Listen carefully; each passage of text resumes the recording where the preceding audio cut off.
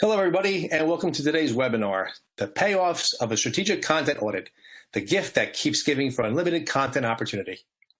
I'm Sal Soro. I'm the publisher here at Demand Gen Report, and I'll be your moderator for today's presentation.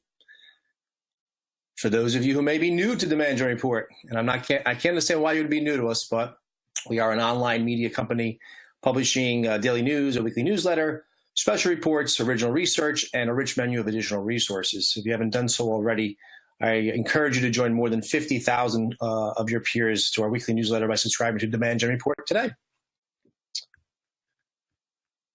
So in addition to our publication, we also produce our B2B Marketing Exchange. It's the premier live event. It's held in Scottsdale, Arizona every year. This year, well, actually in 2019, will be February 25th to the 27th. We rated as the top B2B marketing conference by Forbes each year. B2BMX brings 900 plus marketers together for 3 days of educational and networking events, include more than 85 sessions through 6 different tracks. You can learn more about this unique event and sign up at b2bmarketing.exchange, and be sure to follow us, the hashtag B2BMX on LinkedIn, Twitter, and Facebook for updates. Also invite you to become part of our online community of B2B MX experts, where you can connect with like-minded professionals and join B2B-focused conversations and initiatives, and even compete for some prizes. So check out our thriving community at b2bmx.influitive.com/join/now. And again, that information is right there on your screen, so you don't have to worry about remembering all that. I did mention prizes, and we're also hosting a special sweepstakes throughout this week-long series where attendees can win Starbucks gift cards or a free ticket to our annual B2B Marketing Exchange. If you register for an SPS webinar, you'll automatically be entered for a chance to win. If you attend any sessions live, which you are doing right now, which I appreciate, you'll receive a second entry, and we'll be giving away 1 Starbucks card per session and 1 free B2BMX pass per day. So be sure to attend all this week's sessions for your best chance to win. As you probably have realized, for today's presentation, we're using the On24 platform, and during the presentation, you can access all the information you need from the platform toolbar. During and after today's presentation, please follow along and share your thoughts and feedback on Twitter and LinkedIn using the hashtag SPS18. You'll also see that you can tweet directly from within the On24 platform here using the Twitter widget on the left-hand side of your screen. We also encourage you to ask the presenters questions, and to do so, simply click the Q&A widget at the top right, and we can enter those as they come along.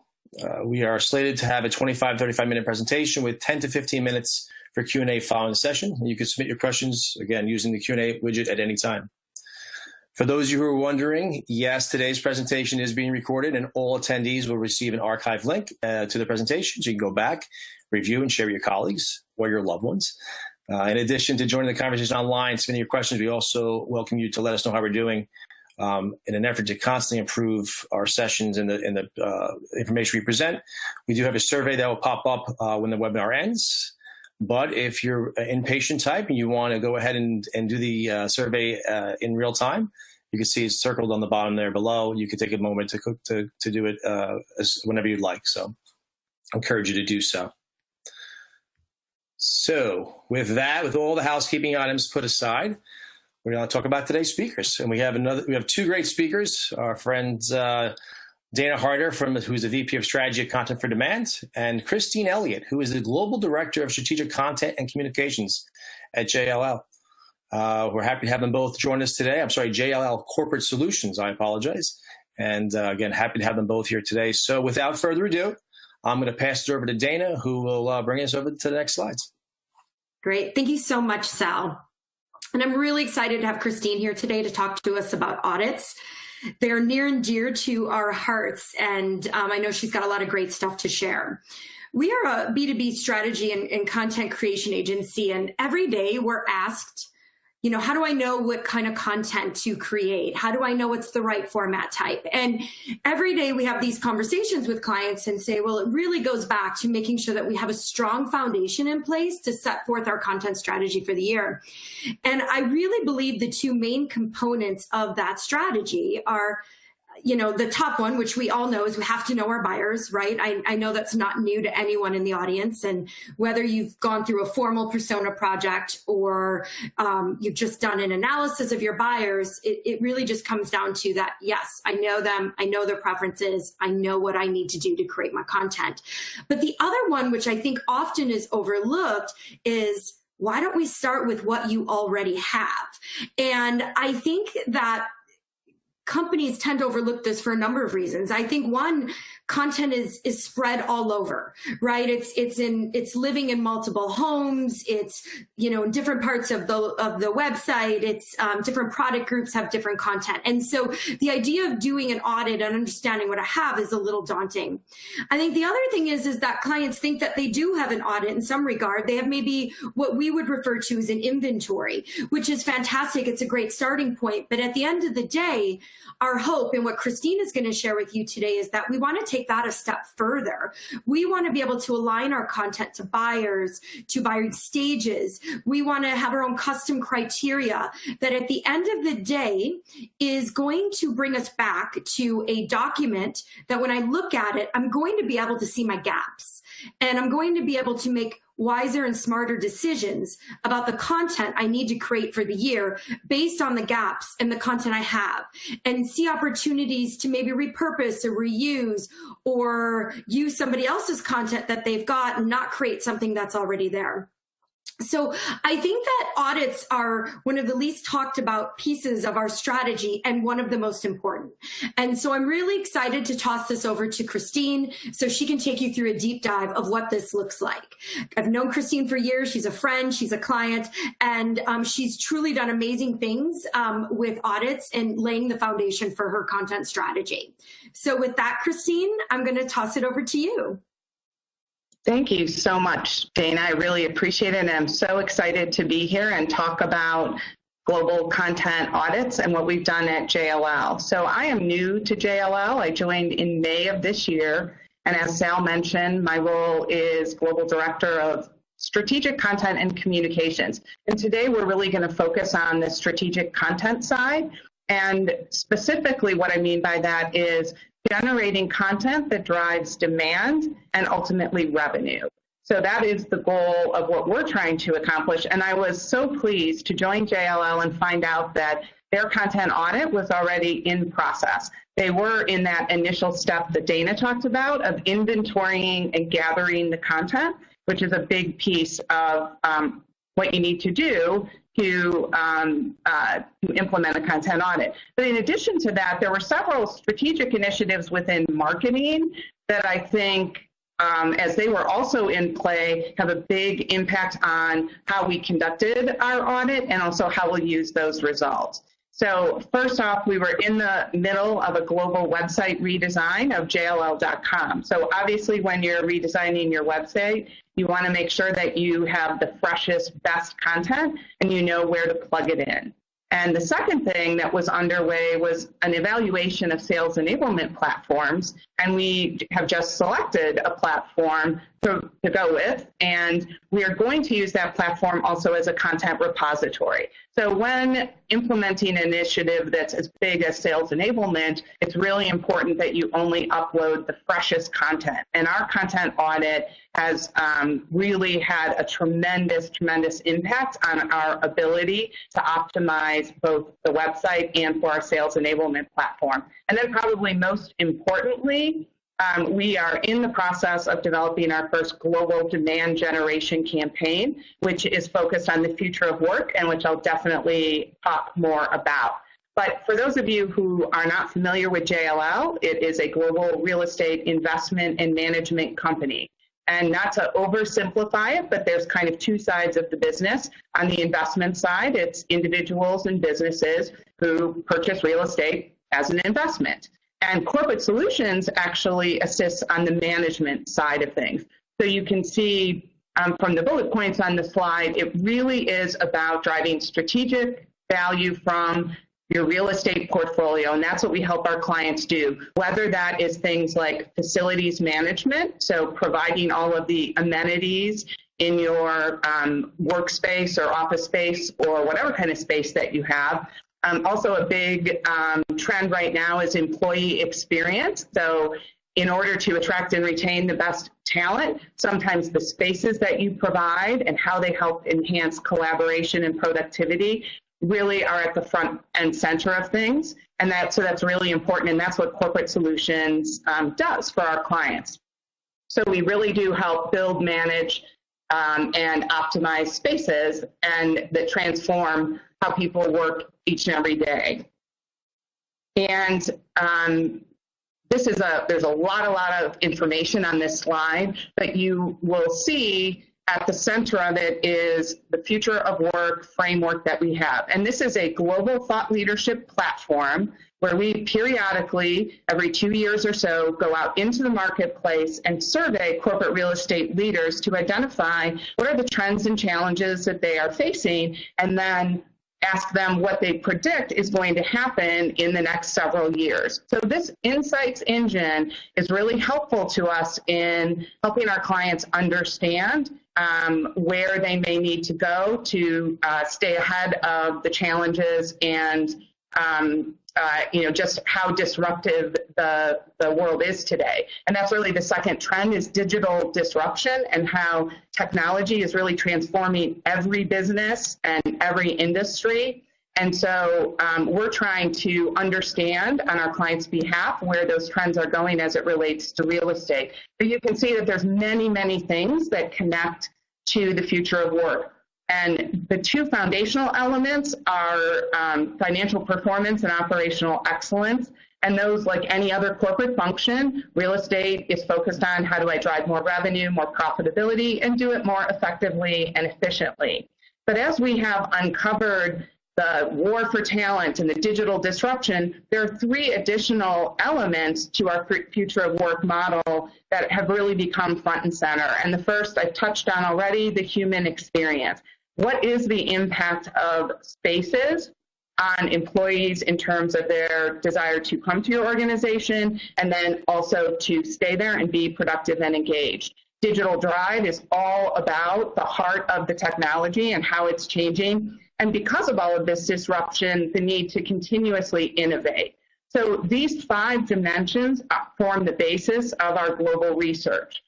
But they are high-level concepts, and in many ways are broader conversations than just about real estate. So one of the challenges that we have ahead of us is, how do we understand how these conceptual dimensions translate all the way through to the services that we sell and the client pain points that we address. And so the content audit was constructed in order to help us do that as well.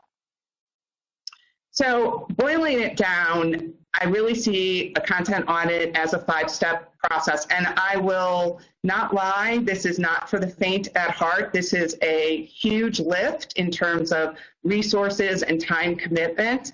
But I really do believe that it is one of the most strategic things you can do from a content perspective. So really important to determine upfront, what are your objectives? Dana talked about, it's not just about inventorying your content, it's a real opportunity to set some strategic objectives and see how the audit can play into what you need to accomplish as a marketing organization. Also the scope and the resources of how are you going to get this done. And the second phase is really where part of the resource challenge comes in, which is how do you gather the content and collect the preliminary data upon which you're going to analyze. And I'm going to speak on each one of these topics, but that is a big part of it. And then third, what exactly are you going to audit? And this is where I think Content4Demand does an amazing job of partnering with us to determine what are the audit criteria we can put into place that will lead us to the insights we need to make strategic decisions, and then the actual conducting of the audit, which is actually reading every piece of content and then applying the criteria you've agreed upon. That, of course, is the fun part. You get to analyze the results. And then most important probably is, what are you going to do as a result of what you've learned, and that should tie directly back to your objectives and your scope. So this first step should not be underemphasized, setting your objectives. Our objectives were to definitely get a baseline understanding of the quality of our content. As Dana talked about, it's a good way to see what your coverage is, both in terms of targeting specific audiences, stages of the buy cycle, and different formats. And then for us, a big strategic objective was, how does our content today align to the future of work, which is what we're going to build a global demand generation campaign around. So in terms of the scope, this is global in scope, and we are 2/3 of the way through the process. So I'm going to be showing you some results today from the Americas, and then from EMEA, and APAC is ramping up now, and we will have that completed by the end of the year, which is super excited. And then I could not do a content audit on my own. I think it's really important to secure an outside resource, not just because of the amount of effort that's involved, but also there's a level of objectivity and consistency when you have one group and one set of auditors that are auditing all of your content. So in terms of scope as well, one of the first things is what's included and what's not. And for this first round, which I do not think will be our last, we really focused on marketing-driven content. So we included our thought leadership, sales collateral that we develop and provide to sales, case studies, infographics, videos, all of that good stuff. What we did not include was anything more than 3 years old. We kind of said, let's put that to the side, and we're not likely to use that moving forward anyway. Any internal content or media relations or sales presentations and proposals. Although I will say, now that we are implementing a sales enablement platform, I'm sure another phase of our work is going to do a deeper dive on sales specific content, including proposals. And then really a big piece is this inventorying and gathering of the content. And here's just some basic types of information that you should try to capture. It's going to be a little bit different based on your organization, but these are kind of the basic things that you want to pull together for each piece of content, so that as you move through the audit process and beyond, you'll have a good sense of where the content came from, who created it, and then links to the actual content for the auditors to use. And this reflects kind of our master spreadsheet, which is where all of this information gets populated. I think it's really important to assign a unique identifier to each asset. You can see that asset number on the left-hand side, just so that there is an easy way to tie back to each piece of content using something unique. If you have project numbers that are unique, you could possibly use that, but it's just as easy to assign a number so that you can do that. And then you can see how we captured some of the information here. For us, in terms of the relevant content providers, were our internal marketing teams. So product marketing, geography marketing, industry marketing were the primary groups that we accessed to gather their content, because we don't have a single place where content lives today.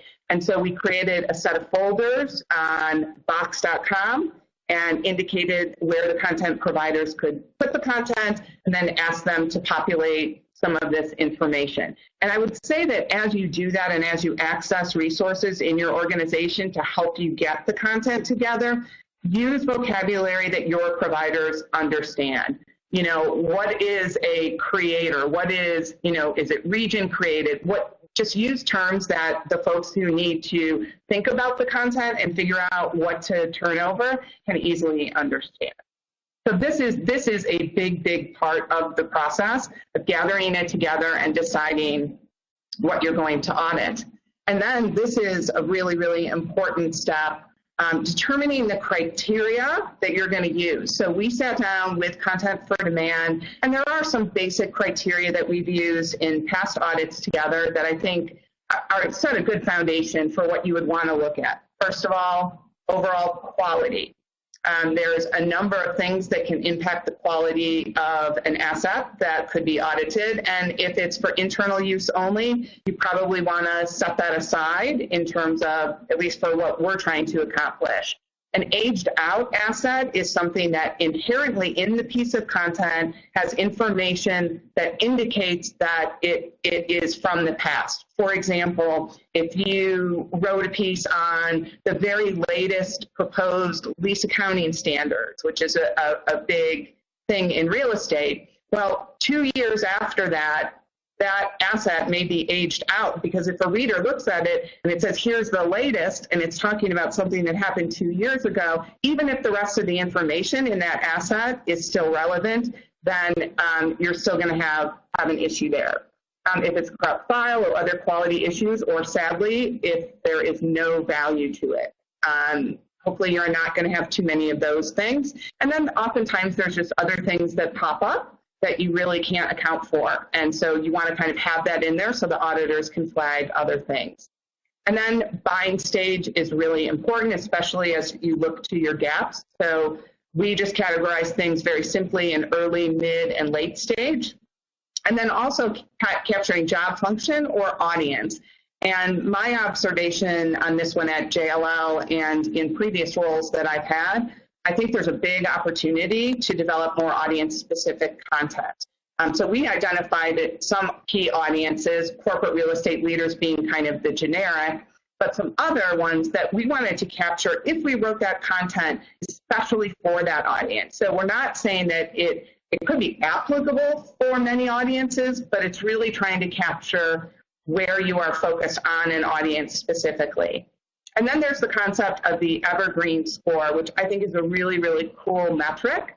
And it is, think of it as shelf life. So as I mentioned before about an aged out asset, that is content that was designed to be very fresh and in the moment. As a result of that, that's not content that you want to have out in the market over a long period of time. By definition, you would want to provide the latest regulatory updates and insights.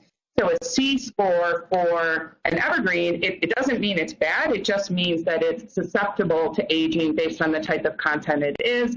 And then, you know, an A score on evergreen, which we'll go into a little bit more, is it has a longer shelf life.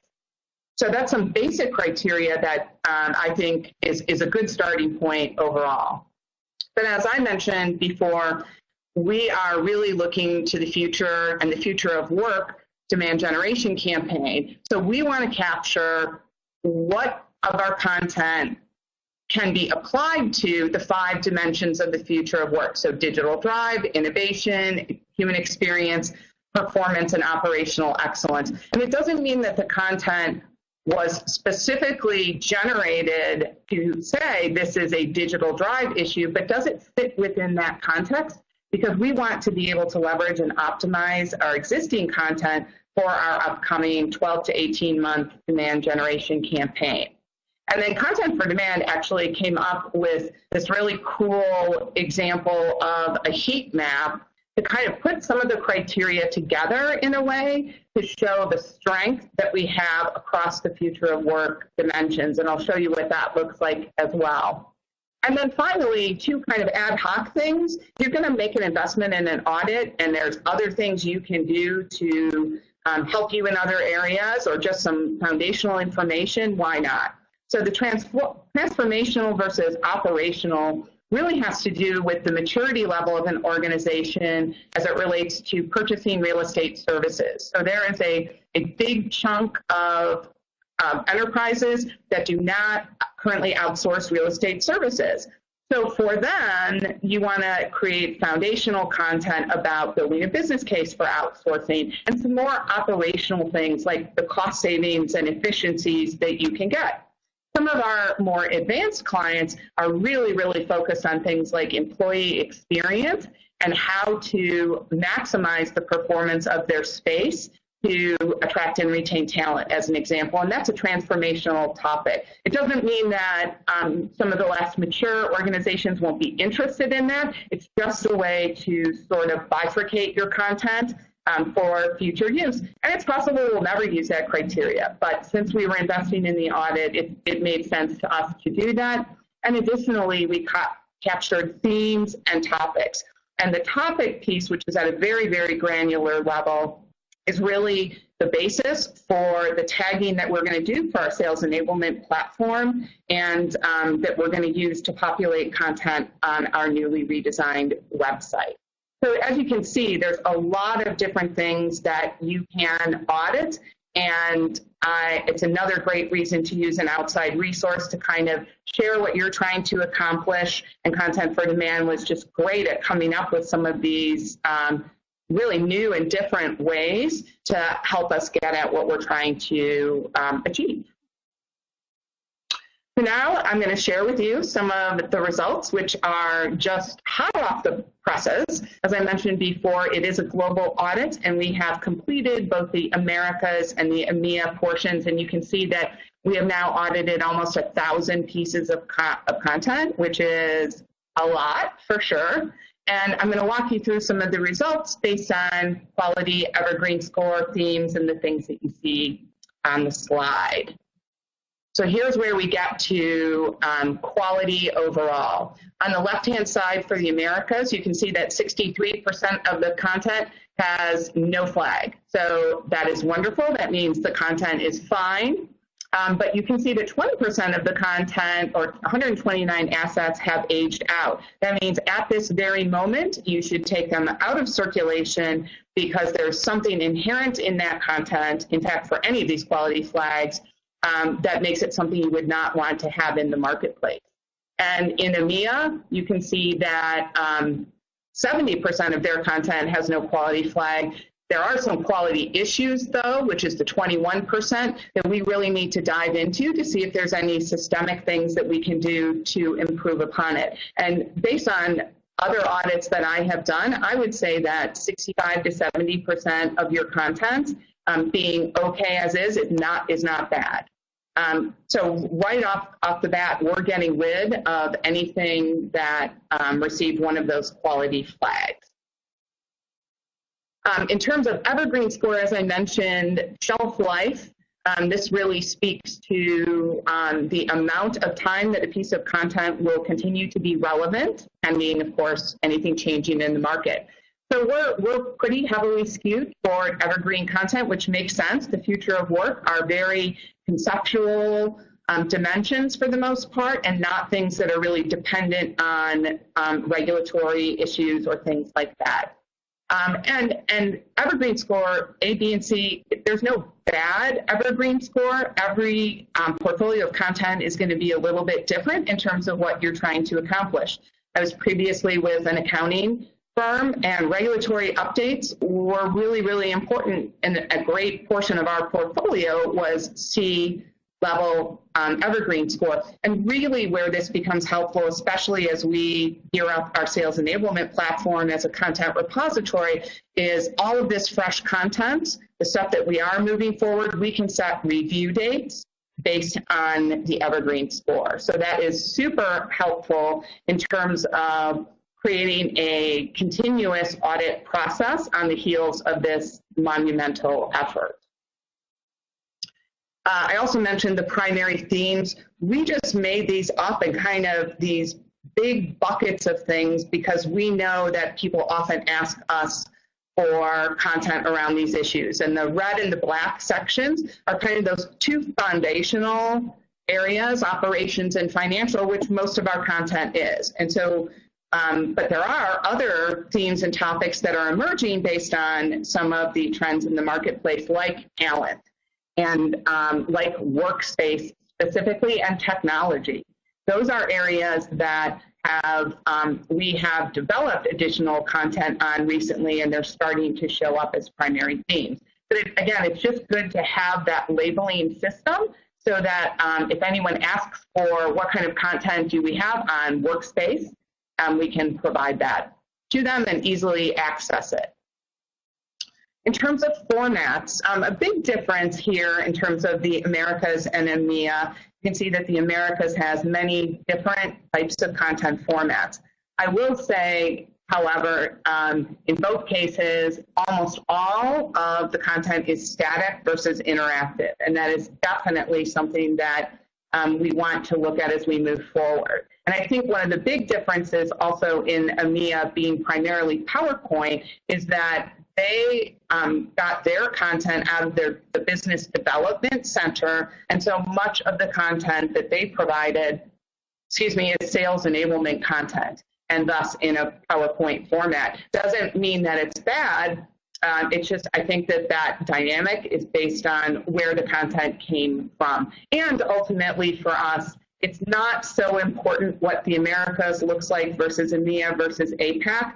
Ultimately, the value for us is going to be in that consolidated view, how we can take what has been developed in each region and apply them to our demand generation campaign.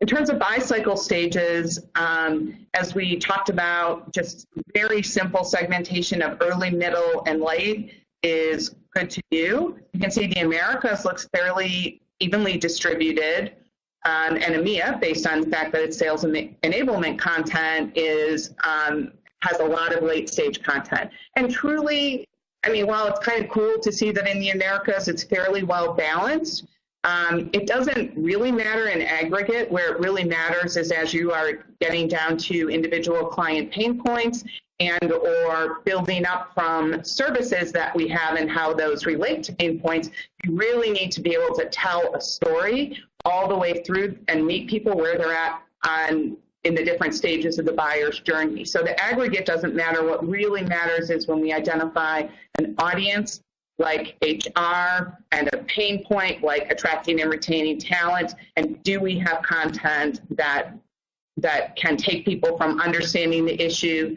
to high level how to solve it, and then ultimately why JLL and how JLL is uniquely qualified to help.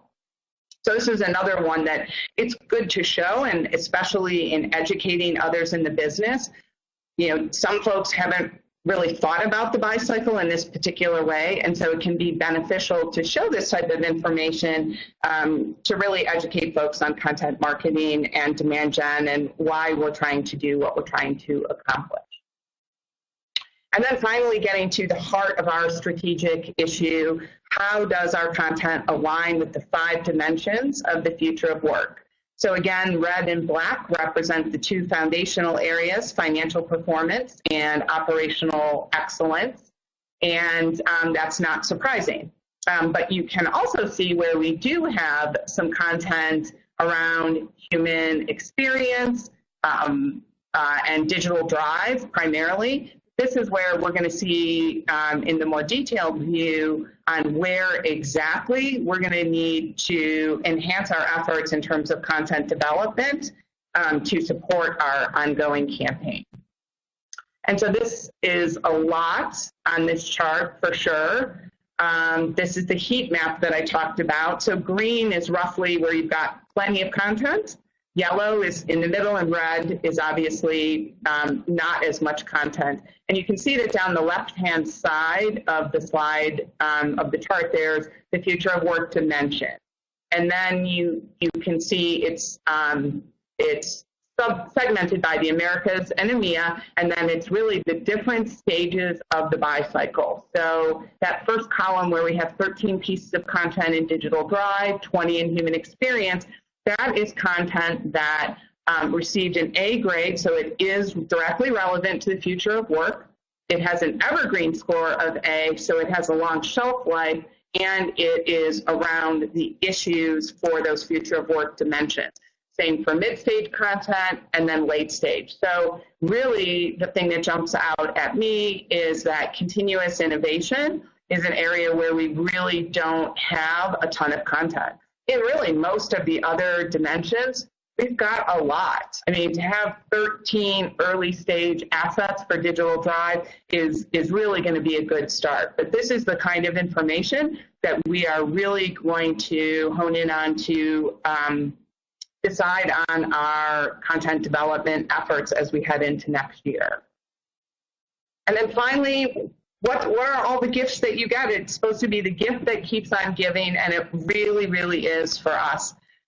We're already seeing, without even APAC coming in yet, the strategic connection between the future of work dimensions and our services. So connecting those dots all the way through so we can lead with our thought leadership, but have it flow naturally into client pain points and then services and how we are uniquely qualified to help our clients.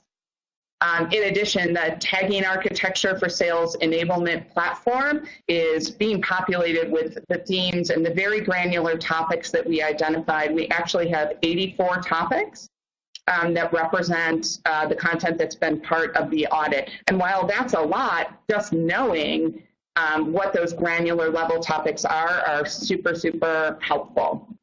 In addition, along the way, as we got the Americas results, we are launching account-based marketing campaigns, and we're able to take the content audit results and apply them to some quick win nurture paths as we were continuing to get the results in. And then again, from a tagging and topic perspective, we want to put our best foot forward with our newly redesigned website. And so we gave those 84 topics to our digital team, who had captured already about 50 of them. We had the additional topics added so that our high-value content can find its way to the website pages that it needs to. And then finally, for this whole process, both at JLL and in my previous lives, I think doing a content audit is a great way to really educate some of the business stakeholders on content marketing best practices. I know that feeding back to people statistics and data about their content has really opened up a lot of really interesting discussions with thought leaders and business leaders about where we should be focused, and also to help them have a better understanding of what we're trying to accomplish from a content strategy perspective. And I have found that that education process may take some time, but it really ends up in you having strategic partners who get what you are trying to accomplish and can buy into the process and be a good partner in developing content moving forward. And then I'll just end on what I think are kind of the 5 key takeaways from what we've presented today. I would take the extra time, even if you have money to do an audit, I would build a business case.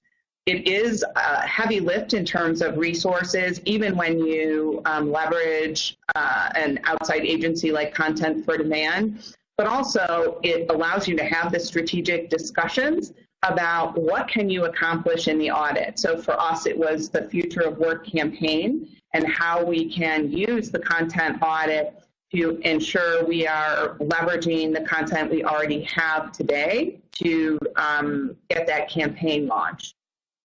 So those other shared strategic objectives, like the website and the sales enablement platform, are just really great to bring front and center so that they can benefit from the way you conduct your audit and the criteria that you select. And then I can't say this one enough, leveraging that outside resource for objectivity and to augment team resources. If you think about it, 1,000 pieces of content, and when you see the criteria that's being applied, someone has to spend a lot of time on each piece to really mine the insights and apply the criteria. And I think that that is best done by a consistent, objective third party so that your team can focus, and my team now can focus on how to apply the results and insights that we've gotten. And it also ensures all of that stuff of taking the time up front, makes sure that your audit will provide results that are actionable. It is not impressive at all to just feed back to people, hey, these are the audiences that we target, these are the stages of the buy cycle, and these are the formats that we have. At the end of the day, nobody cares. What people care about is what do we need to do. So diversifying our formats is really important, especially in today's day and age. We need interactive content, and it needs to be mobile friendly. PowerPoints being oriented in a landscape format are not optimal on a mobile resource. That's just one example. But it also allows you to have the conversation about some of the content engagement metrics that you can get by using interactive platforms, so that you can tell not just did someone open an email and engage with a piece of content, but you can see how long they spent on it, where they clicked away, and things like that. And then finally, use it as a strategic tool to educate your business on content marketing best practices. I think especially with sales, and for us with sales enablement being such a big strategic priority for us, really educating the sales folks on the content that we have, on our strategic approach and disciplined approach to auditing the content, I think can go a long way. And with that, I think that is the end of what I wanted to share.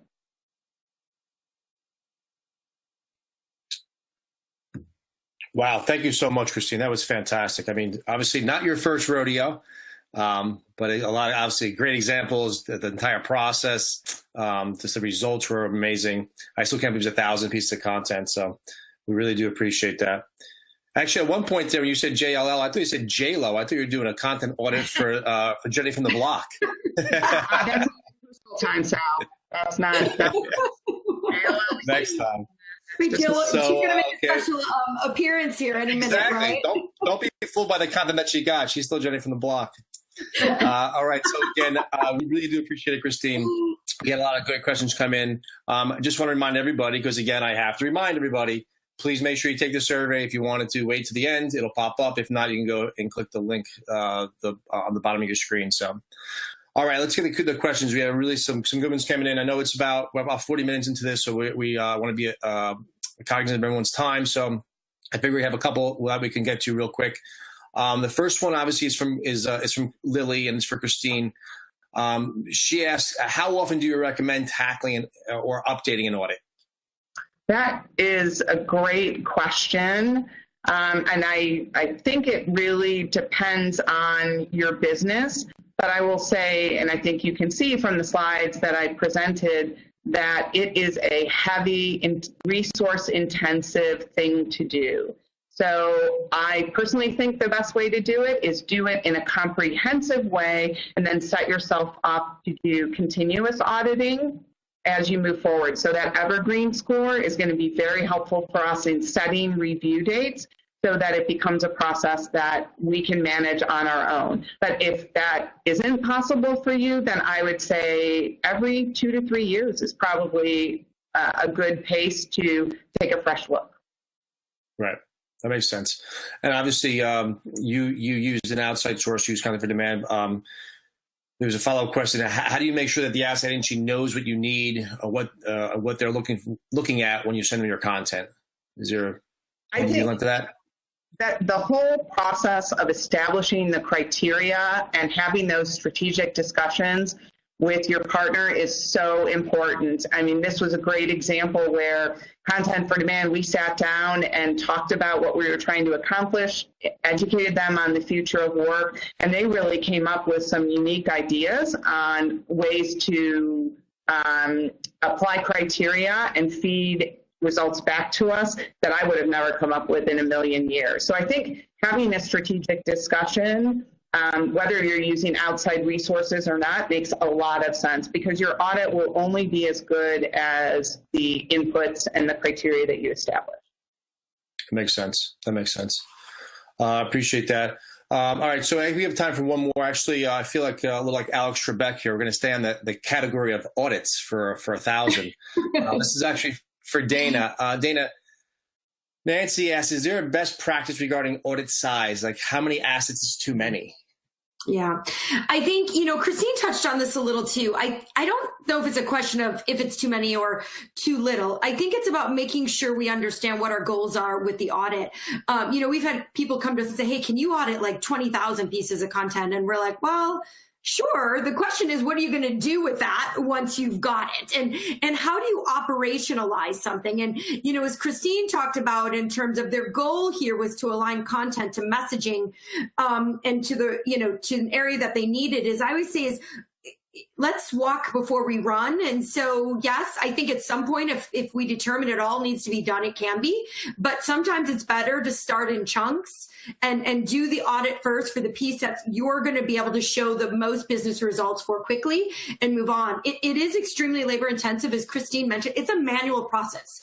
We literally have people who go in and look and read every piece of content. You can't get to the information that we're trying to audit by just looking at the title and going, okay, here we go. So I think it's labor intensive, but the goal of it is really to make sure that, you've got a business objective in mind and that the output is going to lead to solving a business problem at the end. And if you need to do all of them to get there, then I guess, that's the case. But we find 9 out of 10 times that you can kind of chunk it into more manageable pieces. We've also done them as little as 50 assets or 20 assets. Some people come to us and say, look, we just want to run a campaign. Here's the content we think fits this campaign. Can you audit and see? And so I think even just looking at it at a much smaller scale, and we'll audit that content against a certain campaign, help them find their gaps and go, here, look, here's your content for this campaign we think you can use. Here's what we think you can repurpose.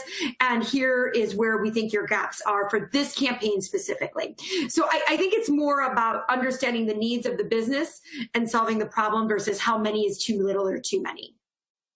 That makes sense. Okay. Well, that's great. And again, I think we're at the top. Well, we're 45 minutes into it, so I think we're going to make that our last question. So we really do appreciate it. Christine, again, thank you so much. That was a fantastic presentation. Dana, thank you for your insights. I want to thank obviously all the attendees for attending. And I also wanted to make sure that you, again, I hope everyone enjoyed the entire strategy and planning series. If you missed any of the sessions or would like to rewatch or share, you can catch up on all 12 of the SPS 18 sessions on demand at the link you see here on your screen. Again, I want to thank everybody for joining us. Again, any questions for the speakers, let us know. And we, again, appreciate you all taking the time. Have a great day. Thanks, everyone.